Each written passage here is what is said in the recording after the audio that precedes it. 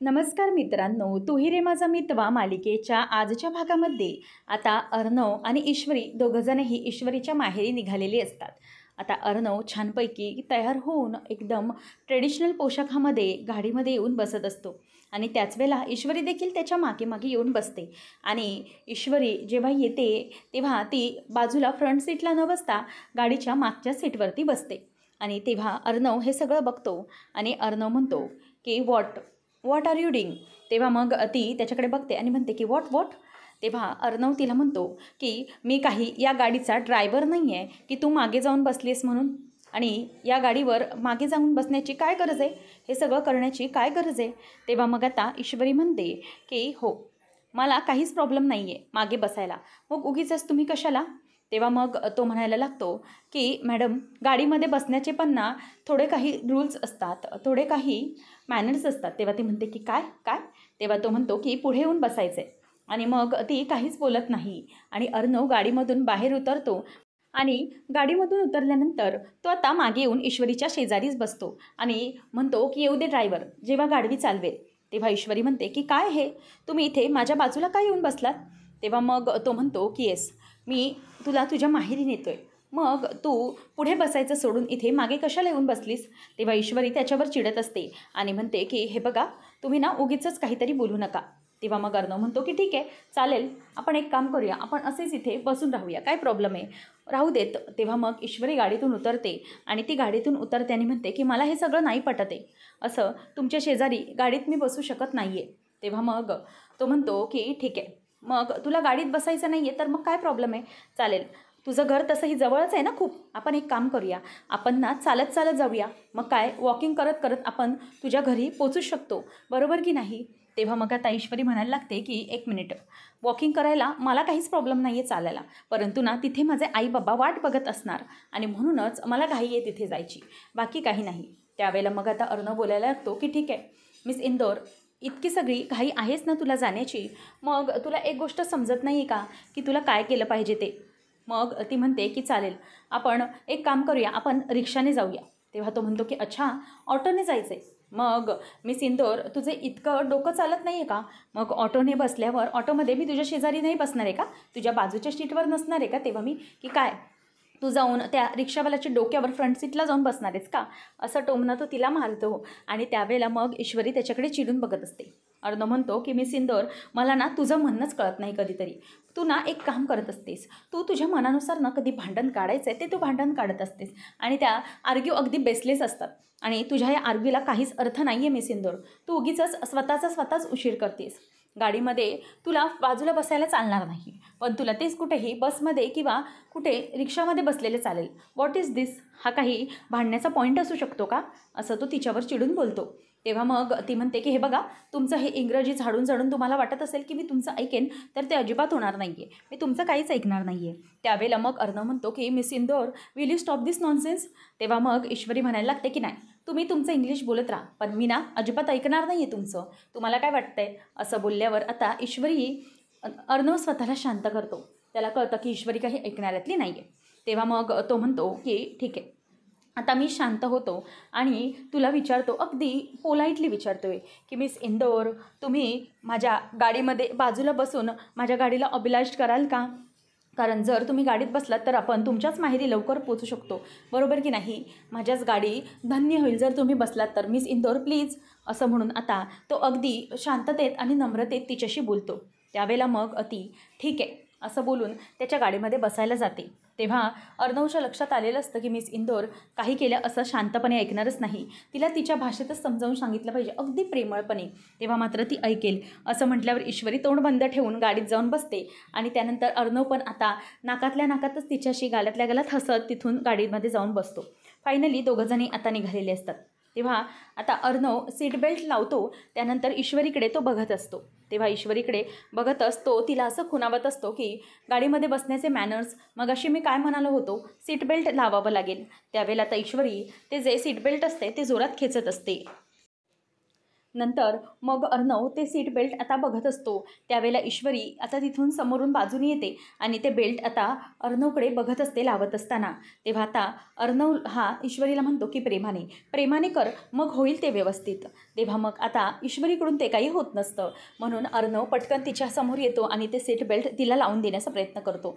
त्यामुळे आता अर्णव हा बेल्टला खेचायला जात असताना अगदी ईश्वरीच्या समोर जाऊन अगदी समोर असा तिच्याकडे चेहरा लावलेला असतो.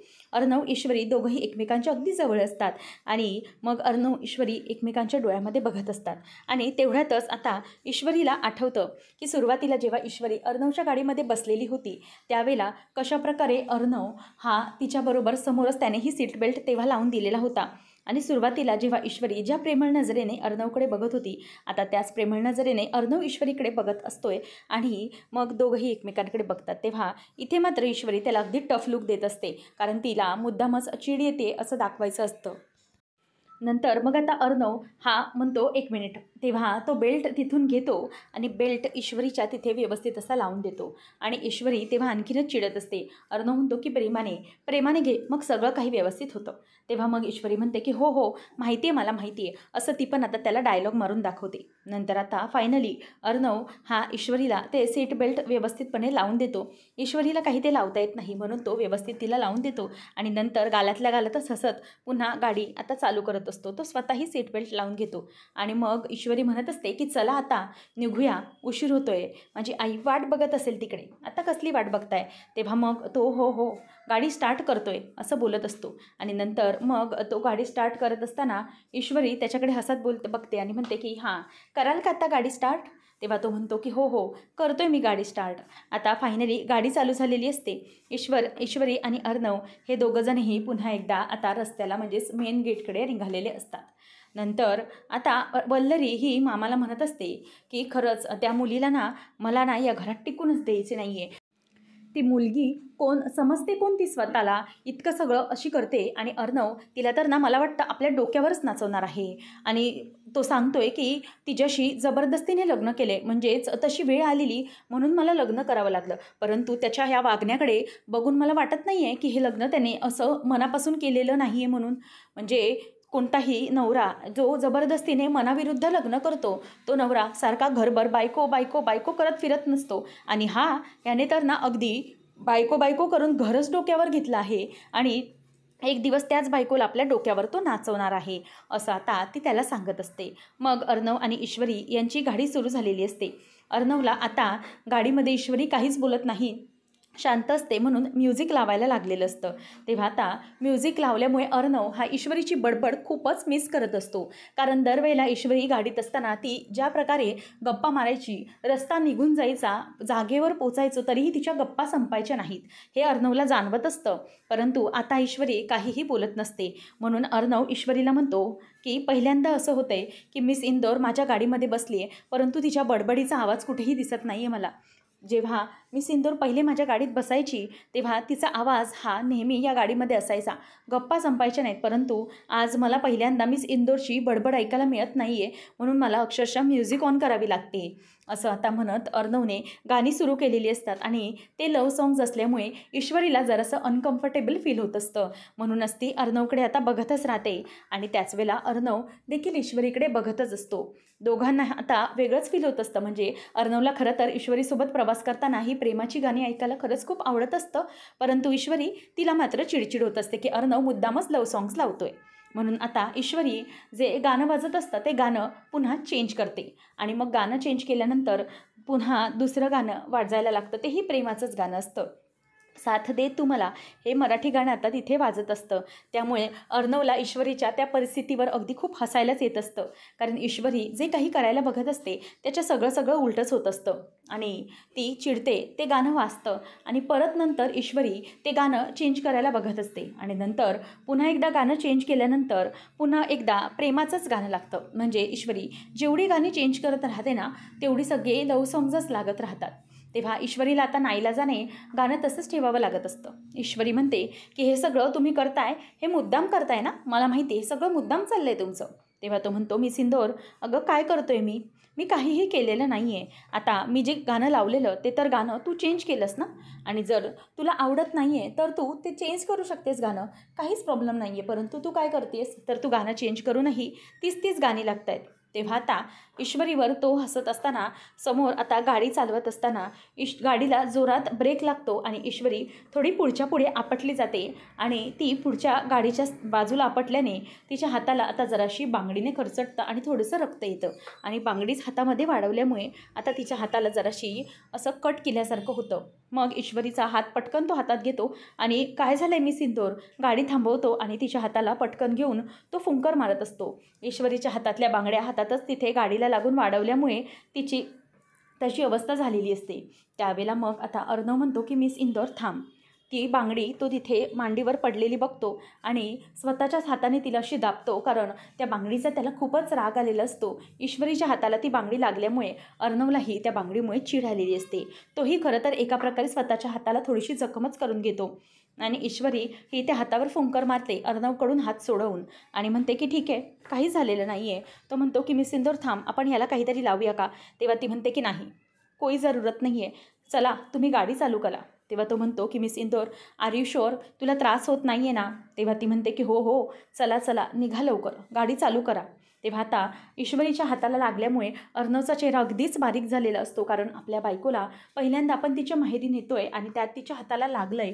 त्यामुळे अर्णवचा चेहरा जरासा बारीक पडतो आणि त्याचा मूड ऑफ होतो आणि मग गाडी पुन्हा तो चालू करतो. आणि त्यानंतर इथे वल्लरी म्हणत असते की हे सगळं ना मुद्दाम करते ती काल आलेली मुलगी ना या अर्णवमुळे या घरावर राज्य चालवायला बघणार आहे, लायकी तरी आहे का तिची. तेव्हा मग तो म्हणतोय की अगं हो हो वल्लरी, किती बोलशील अगं, जरा काहीतरी बोलण्याला लिमिट ठेव. अगं किती बोलणार आहेस तू, तुला कळतंय का की काय बोलतेस ते तू, आणि इतक्या सगळ्या गोष्टी बोलण्याची काय गरज आहे. अगं ती बायको या घरची अर्णवची, म्हणजे ती या घराची मालकीन आहे. तेव्हा मग ती म्हणायला लागते की मालकीन, या घराची ती मालकीन, लायकी तरी आहे का त्या मुलीची. तेव्हा मग तो पटकन बोलतो की तुझी तरी आहे का लायकी. मग ती म्हणते की काय काय म्हणालात तुम्ही. तेव्हा तो म्हणतो की अगं वल्लरी, त्याने लग्न केलं ईश्वरीची, याचा अर्थ ती या घराची मालकीनच झाली ना, उगीचच तू कशाला बोलतेस. आणि तो तिला तिच्या माहेरी घेऊन गेला आहे.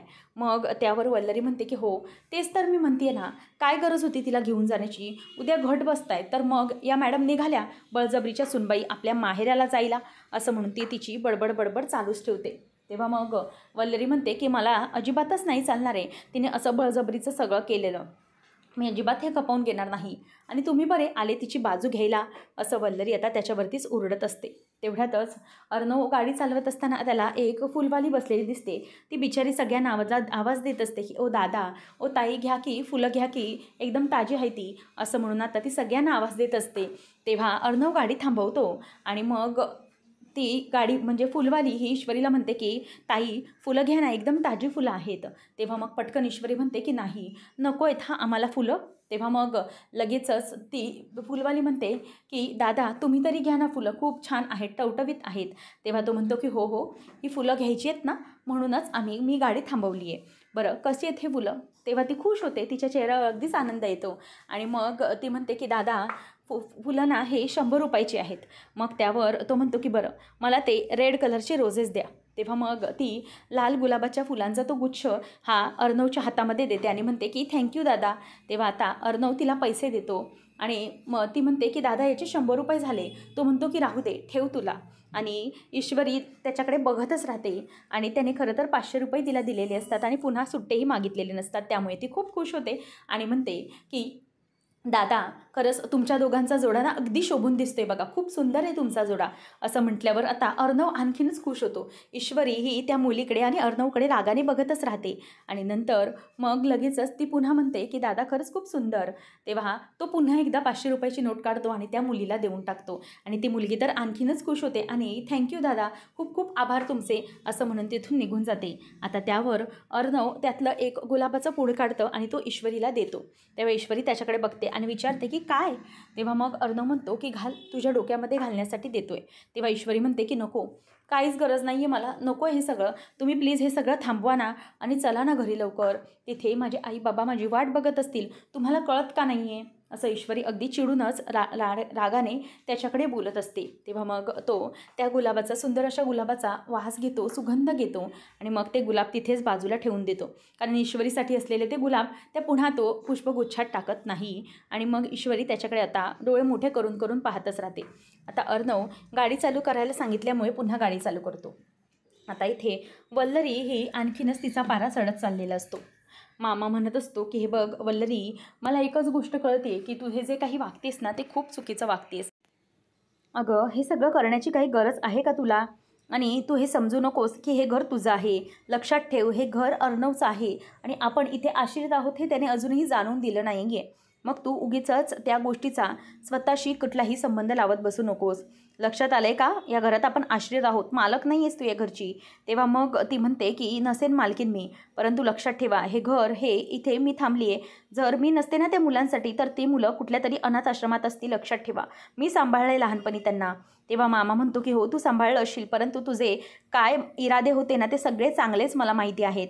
त्यामुळे उगीच तू मला काही बोलू नकोस. आता दोघांचे आवाज अगदीच वाढलेले असतात आणि त्यावर वल्लरी म्हणते की हे बघा तुम्ही ना मला पुढे काही बोलूच नका, तुम्हाला मी जुमानणार नाही आहे, लक्षात ठेवा. तेव्हा मग आता इथे दोघांचेही वाद लागलेले चांगलेच पेटलेले असतात. ईश्वरी आता घरापर्यंत पोचलेली असते आणि दरवाजा गाडीचा उघडते आणि बाहेर येऊन आईसमोर उभी असते. आता आपली आई अशी डोळ्यात पाणी आणून आपली वाट बघतीये.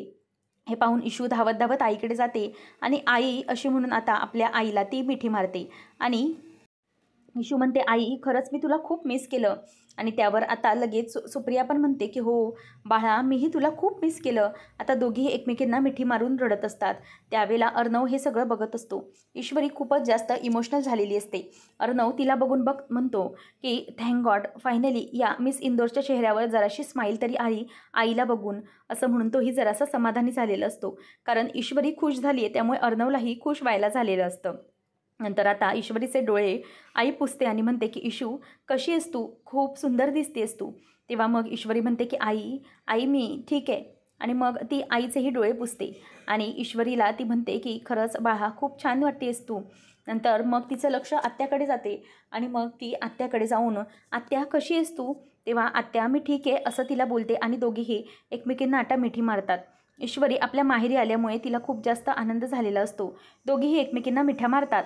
तेवढ्यातच तिथून अर्णव येतो आणि अर्णव आल्याबरोबर या जावई बापू या असं आई बोलायला लागते.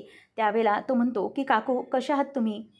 तेव्हा ती म्हणते की मी बरी आहे, तुम्ही कसे आहात. त्यावेळेला तो म्हणतो मी पण मस्त, हे घ्या हे तुमच्यासाठी. आणि असं म्हणून तो तिला ते पुष्पगुच्छ देतो. तेव्हा ती म्हणते की अरे वा, चक्क माझ्या जावयाने माझ्यासाठी गुलाबाची फुलं आणली आहेत, खूप सुंदर, असं म्हणून ती खूपच खुश होते आणि म्हणते की थँक्यू बाळा, खरंच मला खूप छान वाटलं. तेव्हा आता ईश्वरी म्हणते की आई अगं जरा व्यवस्थित, त्या गुलाबांना काटे नसतील तर बघ जरा जरा सांभाळून, असं ती बोलून दाखवत असते.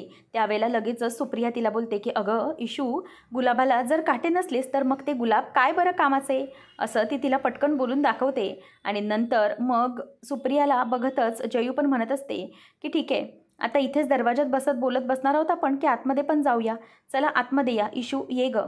तेव्हा सुप्रिया पण म्हणते की हो जावई बापू आणि ईश्वरी दोघंजणही या आतमध्ये. तेव्हा आता ती आतमध्ये यायला सांगते आणि अर्णव जाता जाता बोलत असतो की गुलाबांच्या काट्यांचं मात्र माहीत नाही पण जिभेला मात्र काटेत. तेव्हा ईश्वरी काय म्हणालात असं त्याला विचारते पण अर्णव हसत हसतच आतमध्ये निघून जातो. नंतर मामा म्हणत असतो की हे बघ वल्लरी, तुला असं वाटत असेल की तू त्या मुलांना वाढवलेस तर तसं काही नाही आहे. तुला खरं तर अर्णवने आपल्याला या घरात आश्रित म्हणून ठेवलं आहे, त्याचा विचार कर, बाकी काही विचार करू नकोस. त्यावर आता वल्लरी म्हणत असते की एक मिनिट, एक गोष्ट सांभाळूनच बोला तुम्ही, तुम्हाला जे काही बोलायचे ना ते तुम्ही आता माझ्यासमोर तर इथे बोलू नका. आणि हो तुम्हाला वाटत असेल की मी तुमचं ऐकेन तर ते अजिबात नाही. त्यावर मामा म्हणतो की मुलं लहान होती म्हणून मी गप्प असायचो, काही बोललो नाही कोणालाही, परंतु आता ती वेळ गेलेली आहे, आता मुलं मोठी झालेत, त्यामुळे वल्लरी लक्षात घे, ही गोष्ट मी कोणालाही सांगायला मागे पुढे करणार नाही. तेव्हा मग आता ती म्हणते की जे काही करायचे ते करा, परंतु लक्षात ठेवा मी काय करू शकते आणि काय नाही हे तुम्हाला चांगलंच माहिती आहे. तो म्हणतो की हो माहिती आहे ना, मला चांगलंच माहिती आहे, म्हणूनच इतके दिवस मी बोललो नाही, परंतु तू तुझे शब्द सांभाळून वापर, तरच तू व्यवस्थित राहशील. आणि तो निघून गेल्यावर वल्लरी मनातच म्हणते की जे काही करायचं ते करा, तुमच्या आईवडिलांना नव्हतं सोडलं अर्णव आणि अंजली, तर मग तुमची काय खैर, तुम्ही तर त्यांची मुलं आहात, असं म्हणून आता ती खूपच रागात असते. तेव्हा ईश्वरी आता आतमध्ये येते आणि नम्रता बाबांना घेऊन येऊन म्हणते की बाबा बघा कोण आलं आहे आपल्या घरी आज, मिस्टर अँड मिसेस राजे शिर्के. तेव्हा ईश्वरी धावत धावत बाबांकडे येते आणि बाबा अशी म्हणून त्यांना मिठी मारते आणि त्यांना जवळ घेते. तेव्हा मग आता ईश्वरीच्या बाबांच्या डोळ्यातही जरासं पाणी येतं.